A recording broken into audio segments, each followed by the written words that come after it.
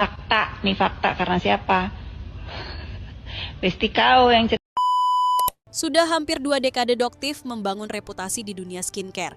Formulasi dilakukan sendiri, distribusi dikendalikan penuh tanpa menggunakan sistem reseller apalagi jalur abu-abu. Nama baik dijaga bukan karena ingin terlihat sempurna, tapi karena memang dari awal dibangun dengan fondasi integritas. Namun tiba-tiba muncul satu nama yang melemparkan tuduhan ke ruang publik, Fitri Salhuteru. Tanpa bukti, tanpa data, tanpa kejelasan. Dengan santainya, ia menyebut bahwa skincare milik Doktif mengandung merkuri. Yang jualan merkuri, ya yang jualan skincare menipu masyarakat. Lebih jauh lagi, ia menyatakan bahwa informasi itu didapat dari bestinya Doktif sendiri. Fakta, nih fakta karena siapa?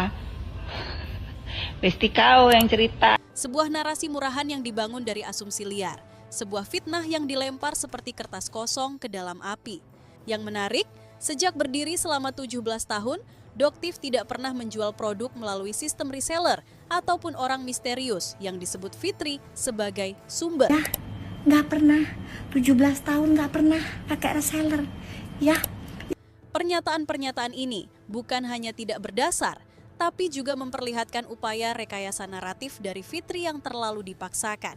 Di tengah-tengah kabar bohong yang ditebar, Fitri juga menyatakan bahwa ia memiliki rekaman. Rekaman yang katanya membuktikan bahwa tuduhannya benar.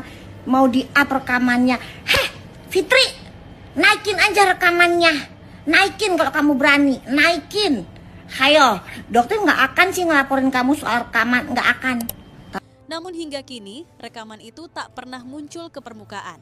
Alih-alih menghadirkan bukti, Fitri justru sibuk bermain drama. Membawa-bawa istilah katanya dan bestinya Doktif, seolah-olah publik akan menerima informasi sepenting ini hanya karena desas-desus dari lingkaran maya. Sementara itu, Doktif sendiri tidak memilih untuk membalas dengan emosi. Bahkan ia secara terbuka menyatakan siap mempertanggungjawabkan ucapannya di hadapan publik maupun hukum. Fitri Salhuteru kini berada di tengah pusaran yang ia ciptakan sendiri. Ketika laporan hukum disiapkan, satu demi satu pernyataannya akan diuji.